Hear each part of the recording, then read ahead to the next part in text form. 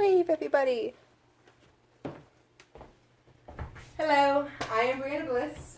I'm here to give you a narrative speech on faking it until you make it and how I did just that in the military.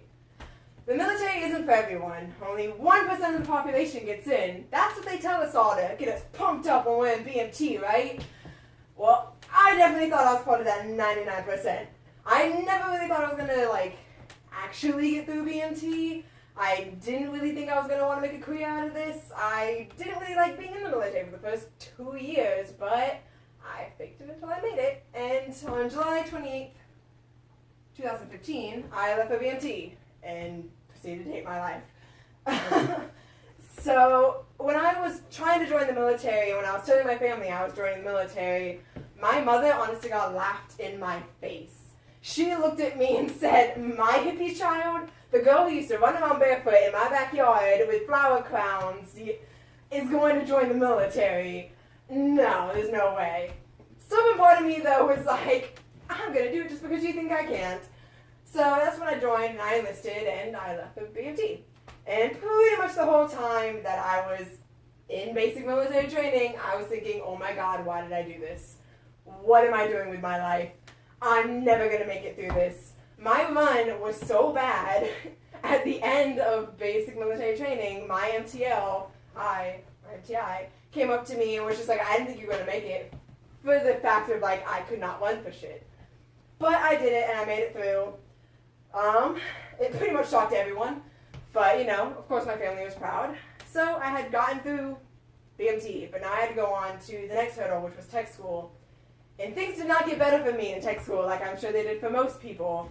In tech school, I got stuck there for 9 months when it should have been 3 to 4.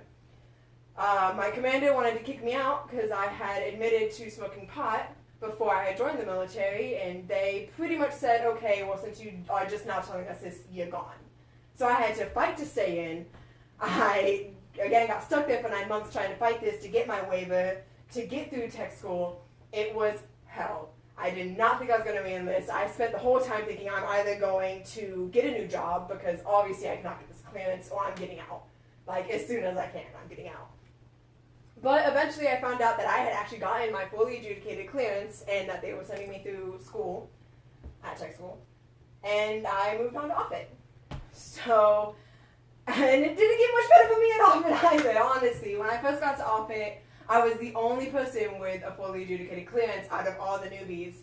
And back then, all the other newbies were in a room because they couldn't be with everyone else. And I was alone with Pickering. Just Pickering. So, I know all of y'all know who Pickering is, but Professor Pickering is a very antisocial, awkward guy who's just not very good to be around. So, I was stuck alone, sitting beside him, with him as my trainer and him as my qualifier, for quite a few months. And all the other newbies got to sit and party in the back room, play hangman, watch YouTube videos, and I was stuck with Pickering. It was not fun. I did not look forward to going to work. But, like all good things, it has to come to an end, even though it was a good thing. But it came to an end, and I finally got qualified and got to move in with the big boys and girls and sit with EPAC and with all the other people. And even when I first got over there, I still didn't really feel like I had quite belong. I wasn't really friends with a lot of the people, but I was getting to know them, and I was starting to look at things a bit more positively, because it was at least I'm not in tech school anymore, at least I'm not stuck with Pickering anymore. So my outlook on going to work changed, because it was at least I'm not there. I'm still progressing, I'm getting farther, it'll get better. So it got to the point though where someone came up to me and they were like, "So, hey Bliss, are you gonna re-enlist?" And I sat there and I thought about it, and I was like, oh my God, I think I'm going to. And it shocked the shit out of me. I sat there and I was like, oh my God, I actually want to re-enlist? I've spent the past 2 years thinking there was no way I was ever going to make a career out of this. And now I'm debating, re-enlisting. And then I was like, maybe one more time. I'm not going to do anything more than 8 years. And now I'm like, I'm making a career out of this. I love this.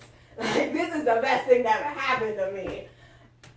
But the only thing that changed was essentially my outlook on whenever I went to work, and on my job, and on what I was doing. So as I bring this little spiel to the end, I hope if you got anything out of it, is that faking it till you make it's a real thing.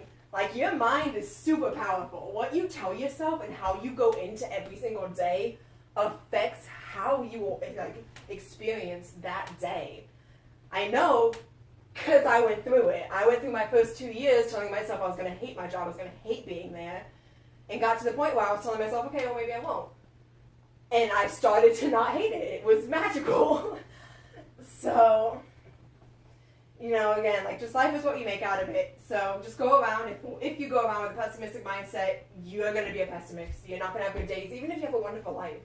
Even if you have everything you could have ever wanted, you're not going to be happy because you're not trying to be happy. But if you go around and if you think, like, I'm going to rock today, today's going to be a good day, like, you'll get more out of life. You'll experience more. And you'll probably be happier for it, too. So, stay golden, keep faking it, and one day, you'll make it. Yeah! Okay, we wave again.